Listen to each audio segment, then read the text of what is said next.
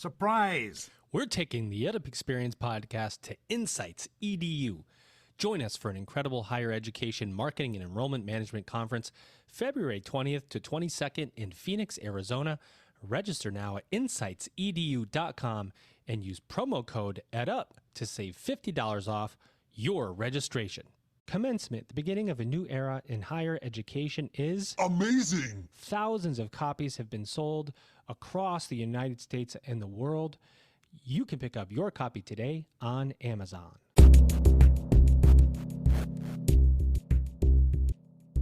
Welcome back, everybody. It's your time to EdUp on the EdUp Experience podcast, where we make education your business. I'm your guest host for this episode, Dr. Bill Pepicello. I'm filling in for Dr. Joe Salustio, who's off doing God knows what, God knows where. But I have my own weekly podcast called EdUp Insights, and I'm also the author of the book Leadership on the Field of Play, which is available on Amazon. And because I'm a guest host today, I get to pimp my own stuff. Now, today, I have a guest co-host, Dr. Thomas Hubner, who's the president of Meridian Community College. Right. Welcome, Tom. Glad to have you here. And our special guest today is Professor Adia Wingfield, who's currently a professor of sociology at Washington University in St. Louis. I hope I got that correct. And is president of the American Sociological Association. So this should be a president-elect, to be fair. President-elect, okay, but it's going to happen. Yes. All right, great. So this should be a wide-ranging conversation, and we'll get started. I'd like to ask you, Adia, about your personal journey, which brought you to where you are, and then we'll get on to what's going on in your professional life. Well, that's an interesting question. I guess when I think about my personal journey that brought me here, it's been a long time coming. I actually was very fortunate. My father is retired now, but he was a college professor for a long time. And so I had an early window into this job and what it looked like, and really grew up on college campuses and hanging out at college campuses and having exposure to them early on. And I like to say that I knew early on that part of how I was aware that the life of a professor was for me was always that I really hated getting up early, even as a small child. And my dad taught afternoon and evening classes. So when I was getting up in the morning and struggling to get myself organized and get out of bed, I would always think, Dad never has to do this. And yet he has this job that he likes, and he gets to read a lot, and he gets to travel a lot, and he's always, thinking about ideas, and it doesn't require him to be up when it's still dark outside. And I remember thinking, I feel like this might be the job for me to think pretty seriously about. So that was early on. I still, to this day, teach afternoon and evening classes, and I like to think that it all worked out. That's pretty good. I like it.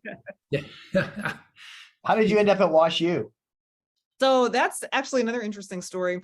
I was hired at WashU in 2015 to actually help restart the sociology department. Prior to that, the university did not have a sociology department at all, pretty much. There were a few sociologists scattered in different places and different departments on campus, but there was not a department and a hub for people doing and thinking about sociological research. So I came in with two other senior colleagues in 2015 with the mandate that our job was to build the sociology department from the ground up, to establish a major, minor, graduate program, hire colleagues, get it going and get it running. And so now, 8 years later, we're up to about 13 full-time faculty. We're actually hiring this year for some early assistant professor or early associate professor hires. And the department continues to grow. We've got a group of people doing just amazing, really exciting research, teaching great classes, and doing great things. I'm sorry to jump in, if I may. By the way, I'm a St. Louisan, so, and I don't know, I didn't know that I knew that before I was scheduled to hear, but and love my city very much. And WashU's fantastic school, and so great to hear they have developed and branched out into the area of sociology. Is there a specific area of emphasis that WashU is focused on, and even your particular research?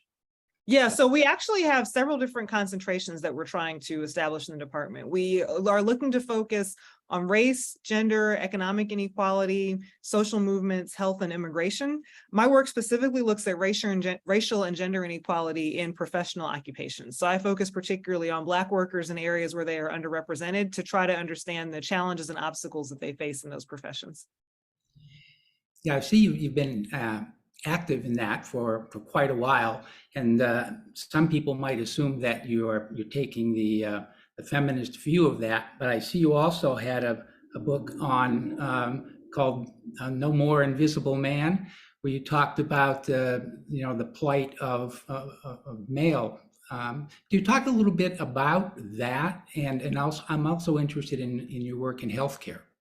Sure. So pretty much all of my research is informed by aspects of Black feminist sociology, this idea of looking at intersections of race and gender and trying to understand what they mean for how groups experience different social institutions and occupations. And so for me, No More Invisible Man was actually a chance to apply that framework to a group that I felt had been pretty overlooked in a lot of the research on race, gender, and work. And that meant looking at Black men as a particular social group and Black men who are in professional occupations in particular, to try to understand how those intersections of race and gender affected the ways that they worked when they were in primarily male-dominated occupations. So the book looks at Black men who are employed as doctors, lawyers, engineers, and financial professionals to try to understand how they navigate those environments when they are in the gender majority, but the racial minority, and what that means for their interactions with other Black men in the workplace, with women, with how they interact with their white colleagues, with how they see themselves as workers, and so forth. Wow. Now, do you find that, because you've been doing this now for a while, do you see any particular changes in how pervasive the issues are that you study? That's an interesting question. I think there are changes in different ways. And that's kind of actually what I wanted to address with my subsequent book on healthcare workers. But I think we see changes in terms of, at the more macro level, both how we work and the ways that work has become a lot more precarious and a lot more uncertain and a lot less secure for many workers. But in an industry level, we also see some changes to work happening in certain ways then. So in certain ways there. So I think we're a lot more likely to see many industries saying that questions of racial diversity are important to them and that they want to be places that are attuned to and acknowledge the importance of diversity. And that's certainly a change from what we would have seen 30, 40, definitely 50 years ago.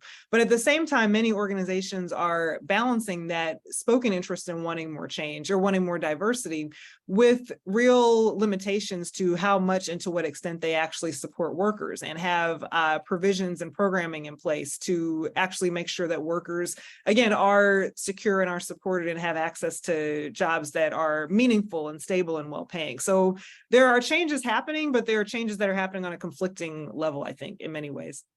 So this is an interesting topic. You don't probably know much about Meridian Community College, but we are located in Mississippi. And so we are on the border between Mississippi and Alabama, and about an hour and a half from Tuscaloosa, about an hour and a half from Jackson.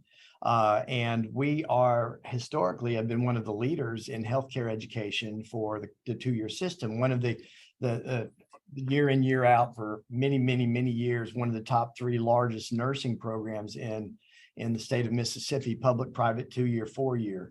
And so dealing with some of the challenge, more than a third of our students are enrolled in a healthcare related program.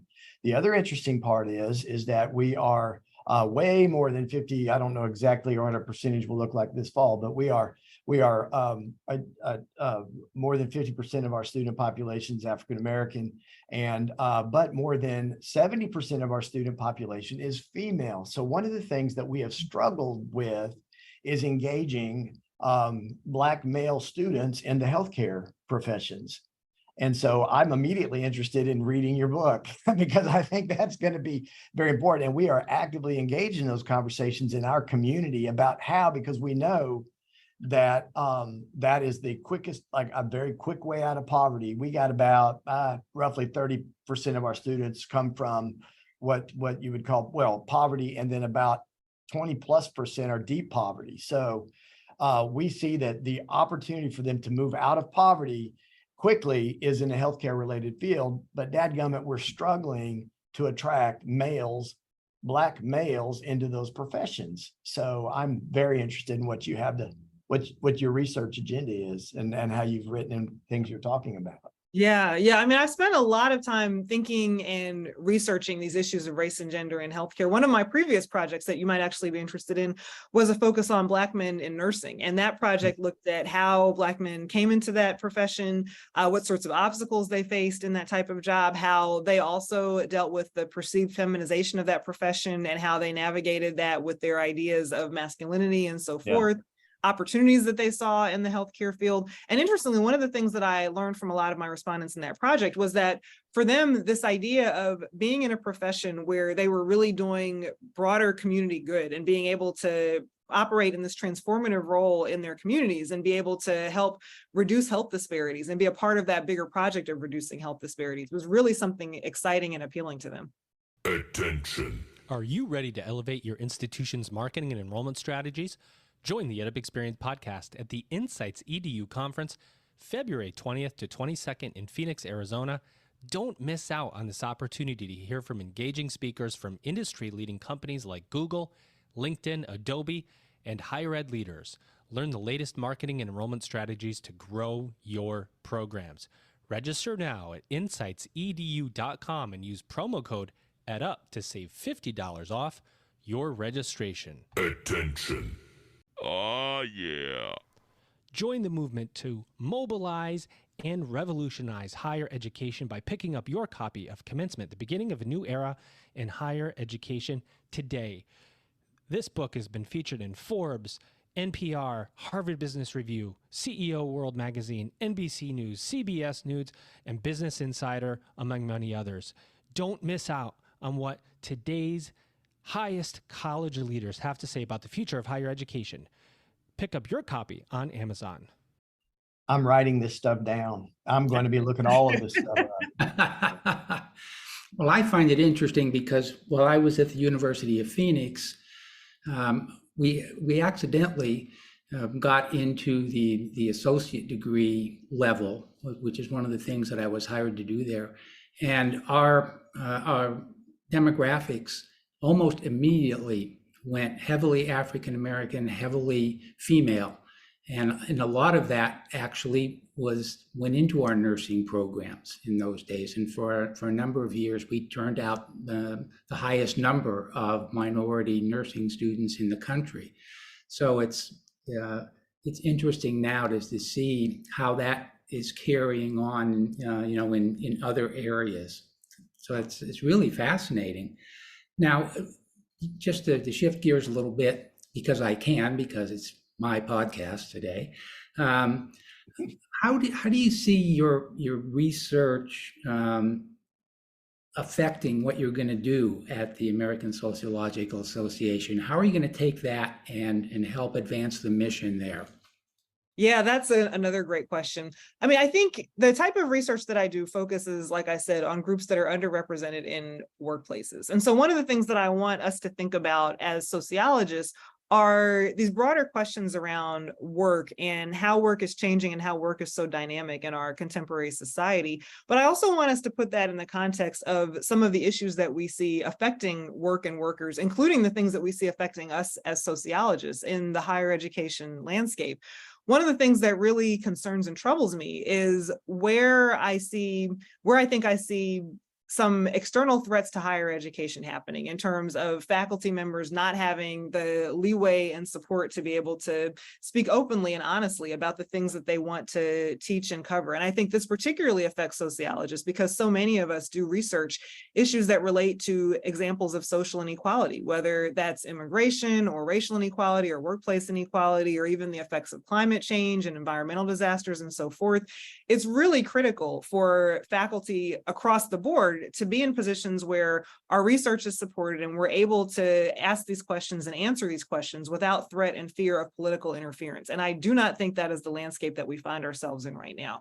So one of the things that I'm hopeful for is that I can use my background of thinking about these questions of workplaces and how work is such a meaningful vehicle, or can be such a meaningful vehicle for how people understand issues around them, and to push us as sociologists to think about what that means for some of the things that we are experiencing in real time, and how that has implications for academia and higher education writ large. Wow. You think I'm sorry, do you think that those trends that you're referring to, has that been like sudden, or has that been like a slow migration toward that mindset? Or is this like, if you were to say, compare it to, I don't know, 5, 10, 15, or 20 years ago, how would you note the difference? I guess I would say that I think there's been over time, a relatively slow migration with a recent acceleration. So when you see, for example, states that are trying to minimize tenure protections for faculty at public universities, I really don't think that that's a conversation that we would have been having in this way 10 or 15 years ago, but I think that the pace was set to get us to this point 10 or 15 years ago. So while I don't, please go ahead. No, this is good. And I always think about the application to the work I'm in. And I spent 20 years in university, so before I moved to the community college world. But and so in the work I'm in, I think we're fighting constantly this idea of there being no value to higher education. Right. It's like unreal. And so Right. And I know, for example, is when I talk about the transformative impact of a 2-year degree in anything, particularly in the healthcare area, or in any what we would call career tech, something that would move someone straight to the workplace. All you have to do is look at data for decades to say, no, there's absolute value in what we do. Why are we even having this conversation? And I've been in, I think I'm in year 35 of my higher ed, since I've been paid to be in higher ed, is how I say it. And I'm seeing an absolute different way. I mean, we're having to have a conversation with people about why it's even important for you to consider going to school. Yep. So I was curious what your thoughts were about what that's looked like over the last, from 10 or 15 years or 5 years. Yeah. I mean, that's how you described it. Yeah. I mean, I think that's a great example of what I mean in terms of this slow creep towards where we are now, coupled with a rapid recent acceleration, right? I mean, we know if we look at, we know that if we look across the board in US society, we've seen a weakening and a minimization of trust in institutions. And that is not limited to academia. That is the case for media. That is the case for politics. That is the case for government. That is the case for a number of institutions that we have relied on to create some sense of stability in our society. But I think for academics and people in universities, what that means is that what that results in is exactly what you've described. This idea that a college education isn't necessarily really very valuable, or that it's not valuable unless it's leading directly to a career path that's going to be a particularly lucrative and financially rewarding and well-paying career path, right? And I think that goes with this migration away from this idea that there's value in a college education for the basic value of critical thinking and being able to have opportunities to be exposed to ideas that otherwise you might not necessarily be exposed to, and thinking critically about those ideas, and being a person who works with ideas and can be exposed to things that they aren't immediately comfortable with, but is able to think through those ideas and grapple with them and wrestle with them. That's right. and just take what they can from those different ideas. Well, in my professorial life, before I became an administrator, I was a debate coach. And so, I was involved in speech debate, was a debate coach. And I've said this 1,000 times, the things that I learned in that setting, or in that, in that activity, and in those, I was like, the world needs to know that stuff, because because of what you just said. It was not only about just being broadly educated, but it was about how to ask questions and how to evaluate things that you see every day, right, as we're trying to process the information in front of us.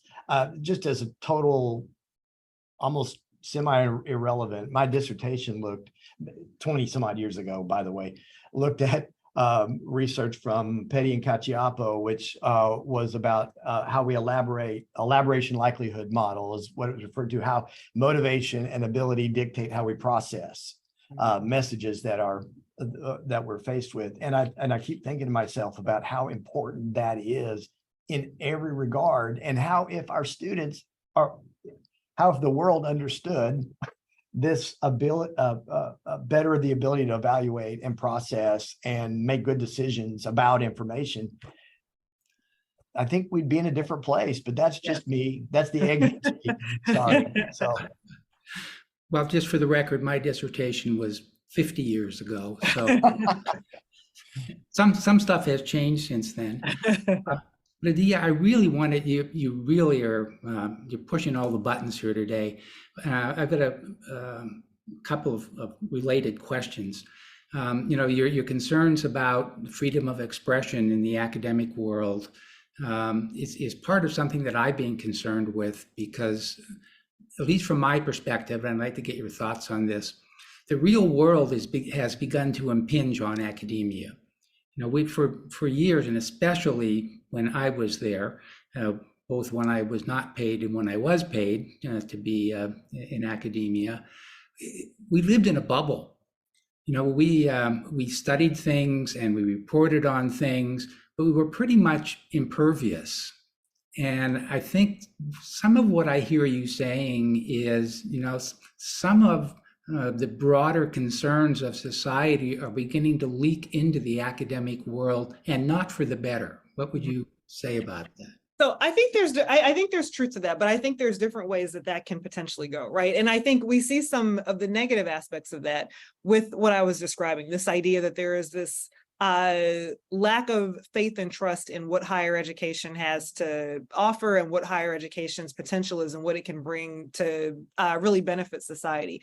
But at the same time, I think there's another aspect of that does give me more optimism and more hope. And the way that I see that other aspect manifesting is when we do see academics and universities trying to bridge that gap that you described from the inside, right? This idea that universities can be more outward facing and that they can be more public facing in terms of what is happening and what research faculty members are doing and how that research has implications for connecting to broader publics who are affected by it. So one of the things that I do at WashU is that I'm co-director of a program for public scholarship. And the idea behind our program for public scholarship is really that we want to encourage and motivate faculty across arts and sciences to make sure that they aren't just discussing and sharing their research internally with each other, but that we are talking with various publics who could be affected by the work that we are doing about what it is that we actually do. Are we writing op-ed pieces for public audiences? Are we connecting with think tanks and nonprofits and other institutions that might benefit from having the opportunity for us to share our research with them and for us to learn from them about what they are doing?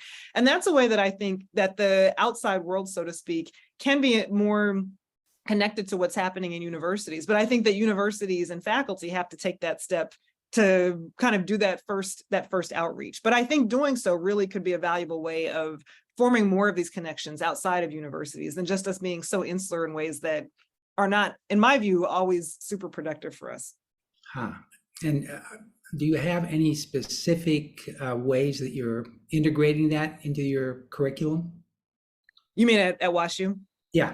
Yeah, so it's not so much at this point that it's integrated into curriculum. The program is just getting started. So our initial steps are to make sure that we are trying to build some outreach and make sure that faculty know that this program is in place, make sure that faculty know that this is a programming step and this is an initiative where if you are interested in public scholarship, here's a place you can go, you can get support, you can connect with people who can connect you with others, but there are opportunities to really institutionalize and concretize these steps towards public scholarship in this specific place. So we have not necessarily pushed that into curriculum per se, because it's more about making sure that faculty know that this is an opportunity that's there for them and taking that first step to connect it to faculty research. I think down the line, though, there could be opportunities to think about what that means for curriculum.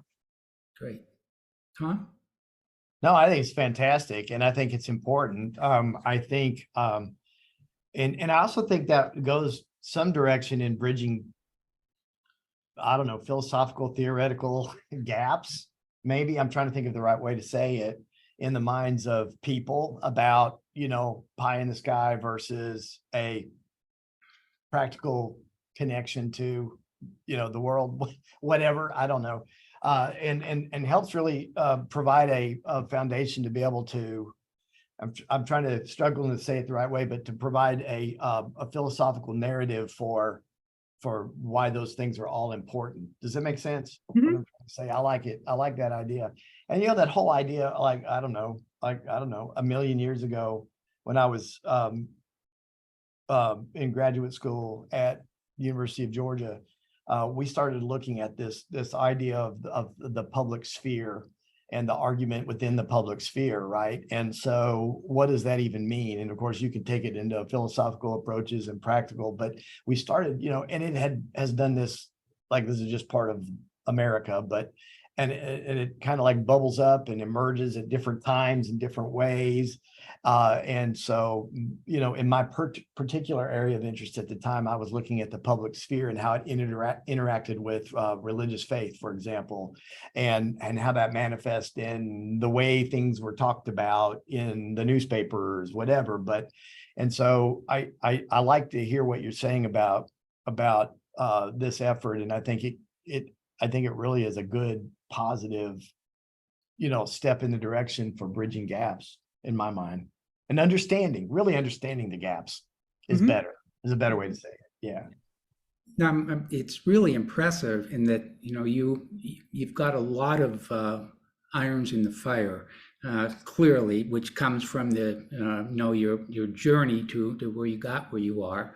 But I think what we're hearing is that, and you can tell me that I'm right or wrong, although you should tell me that I'm right, is that higher education really has a number of ways to inform and attack what's going on in society today. Because I know one of the things that you're involved in is the Sociology Action Network. How does that sort of fit into, tell us a little bit about what that is and how it fits into all of the things that you're doing.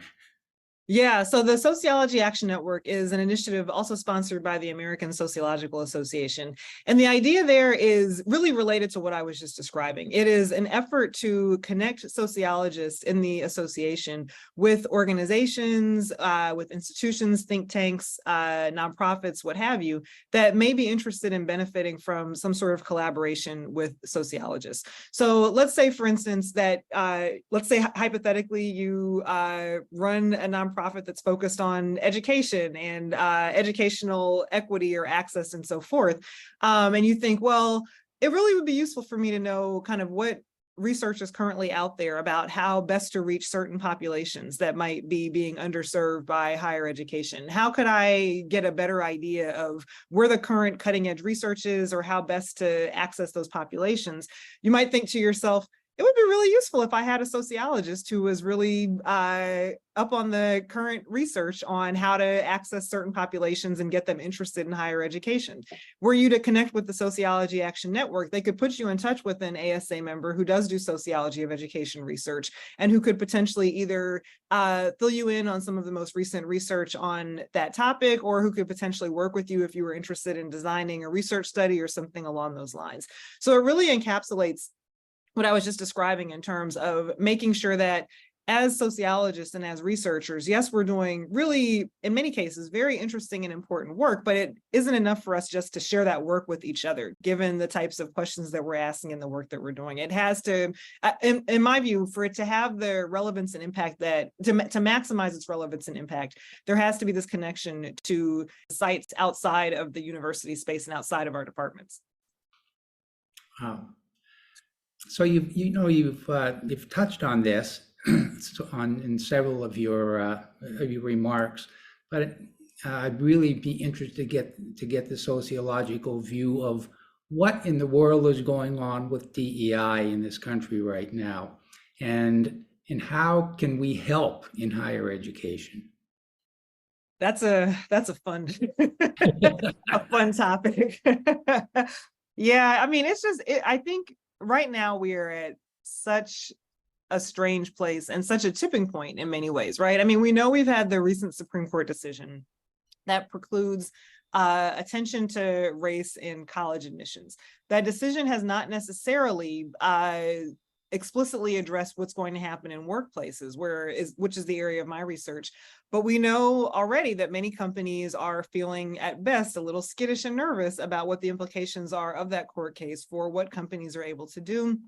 And many companies are responding by pulling back and being a bit more reluctant or a little bit more circumspect about how much and to what extent they can focus on race and racial inequality in their hiring, in their programming, and so forth. So there are a couple of ways, again, that I think we could see different outcomes here. On the one hand, if what comes out of this Supreme Court decision and this focus on race, or the unwillingness to support a legislative focus on race, if the outcome of that is that companies stop engaging in practices that aren't really very useful and haven't necessarily moved the needle in the first place, to me, that actually would be an unanticipated gain, what sociologists think of as a latent function, right? That would be a nice thing if companies stop doing things that are not working in the first place. But that only is really useful if companies pivot then to turning to the strategies and the tactics and the programming that actually is shown to yield results.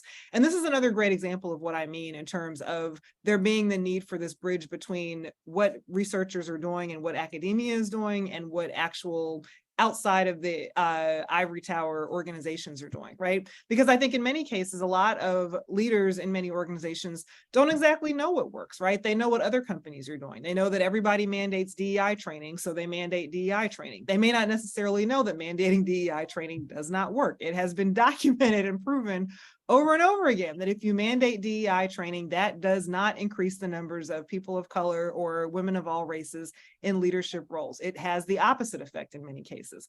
Where I think researchers can be really useful is in connecting with organizations and leaders to say, here is the research that we do know about what actually does work. Specific outreach to underrepresented groups actually does work. Establishing mentoring programs in some cases actually does work. Cross-training actually does work. Things like that are programs that actually yield specific outcomes and intentions. So I think it's a question of where we see organizations going from this point in terms of whether this focus on DEI and this attention to race and racial inequality actually morphs into moving towards doing the things that actually can reflect where our society is, in which case I think that would be great. But I think there's by no means a certainty that that's where we're going to end up.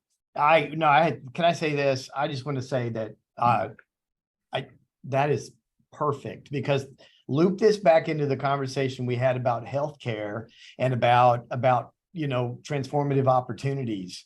Right. So we can't just pretend like we don't have, this challenge in our community. We can't just pretend like we don't have this challenge on campus or with a particular, socio-geodemographic. Right. So we have to begin to think about it.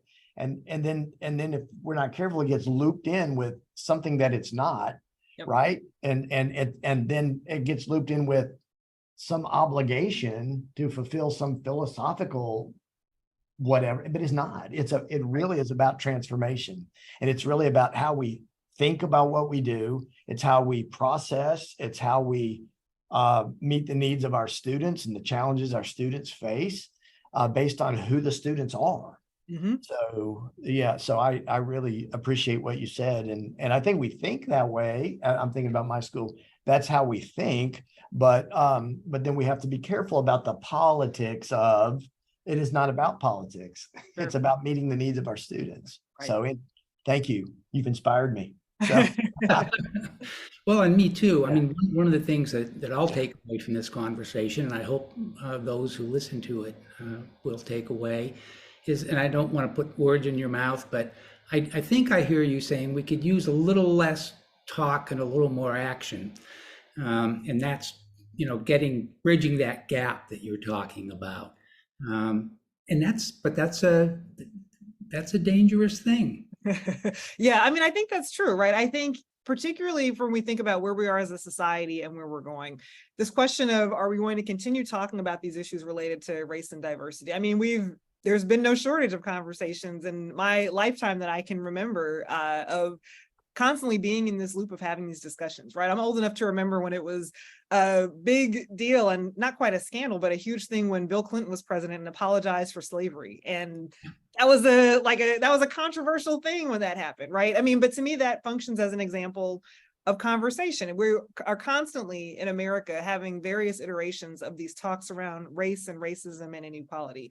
What we are not constantly doing in America is thinking about and putting into place actionable efforts and items that actually serve to reduce racial disparities and try to reduce racial inequality. That does not happen nearly as much as we spend time talking about issues related to race. And I think if we're going to get to a point where US society not only lives up to the promise that it has, but actually is a place that is reflective of its citizenship and its demographic populations, it's critical not just to move into action, but move into action that, again, we know from research is documented in terms of actually having the concrete outcomes of reducing these inequalities. Exactly. Well, Tom, I'm going to get ready to wrap this up. So I wonder if there's any final remarks or questions that you might have at this point. No, this has been really great for me. And I know, I was supposed to be part of the team asking you questions, but I literally have been writing notes. You've sparked a lot of interest and thoughts, and I'm going to be looking at things you've written and things you've referenced. And so, and I just have enjoyed being part of it. And of course, you probably may not be a native St. Louisan, but I'm always glad to talk to my people. So yes, absolutely. Well, thanks, Tom. And you've been really more interactive than most of my co-hosts, which is great because you bring a new perspective, and I really appreciated it. But Adia, we always wrap up the podcast with two questions for you. One is, what have I neglected to ask you that you'd like to tell us? And then the second is, how do you see the future of higher education? Oh, such interesting questions. In terms of what you haven't asked, I'm not sure I can think of anything. I think we've had such a really comprehensive and wide-ranging conversation about where higher ed is going and its promise and its potential, and particularly for academics. I think it's so critical, as I've been saying, for us not to just think about the internal conversations we want to have, but how we can have outward facing conversations as well, and how we can bring to bear the work that we're doing to have more implications for broader audiences. And I think your second question was about where I see the state of higher education. Is that right? Where are we going? Yeah, so that's that's an area where I have more trepidation, to be honest, right? I mean, as I've said, I worry a lot about the efforts in many places to try to restrict academic freedom and to make it more rather than less difficult for academics to do the difficult but complicated and really important work of trying to foster critical thinking among students and to be aware of the various nuances and difficulties and particulars that are just inherent in various aspects of American society. I think we're headed to a place where we have a lot of inequality in how that occurs. I think that there are going to be some universities and some spaces in higher ed that have more leeway and offer more freedom for faculty to discuss and talk about these issues and for students to learn. But I think compared to other places where, again, faculty aren't feeling the protections of tenure as much as they have been in the past, or faculty are not permitted to talk openly about things that might erroneously be dubbed critical race theory. I think it's going to be a lot harder for some of our colleagues in many places to be able to bring to bear the promise that higher education really has. So I think there's cause for some worry and some concern, quite honestly. Good. It's interesting because a lot of times we get people who are saying, "Oh, well, it's all going to be great, and we just need to hang in there." Good dose of reality there. Yeah. I mean, I don't know. I will say that I think, and to not leave your listeners on a down note and feeling bummed out by the things that I've said, I do think that it is really important for us as faculty in higher education to be aware of the things that are happening in academia writ large. And I think if you're a person who feels like, well, this isn't my fight, I don't live in one of those places that is restricting tenure, I don't live in one of those places that's restricting what faculty can say, I guess I think it's really important for a lot of solidarity among us as academics, because these are issues that have implications for our profession and for our work writ large. Even if you are in a place where your university or your state legislature is not enacting these restrictions yet, it has implications for what we do as academics, even if you're not directly being affected by it. So I think it's really important to stand in solidarity with our colleagues, even if we don't feel directly impacted by some of the things that they are personally experiencing. Great. Well, at this point, I think we're going to wrap things up. I want to thank my guest co-host, Dr. Tom Hubner, who's the president of Meridian Community College, and our special guest, professor of sociology at Washington University and president-elect of the American Sociological Association, Dr. Adia Wingfield. Both of you, thanks for a really interesting conversation. I think we have given all of the listeners a lot to think about. And with that, ladies and gentlemen, you've just EdUp'd. Oh, yeah. Attention higher ed marketing and enrollment management professionals. We are taking the EdUp Experience podcast to Insights EDU. Join us at Insights EDU on February 20th to 22nd, 2024 in Phoenix, Arizona. Gain insight into the latest higher education trends and cutting-edge marketing strategies that'll take your institution's enrollment to a whole new level. This is your opportunity to connect with higher education leaders and marketing experts from across the country. Comprehensive presentations, engaging panel discussions, and more. Insights EDU will equip you to position your institution for growth. Register now at insightsedu.com and use the code EdUp to save $50 off your registration. Can you afford to miss this conference? I don't think so. Attention. Forbes called commencement the beginning of a new era in higher education, a dispensable touch point for what's being said in, about, and around higher education now. Don't miss the insights from 125 college and university presidents about what the future of higher education holds. Pick up your copy of Commencement on Amazon today.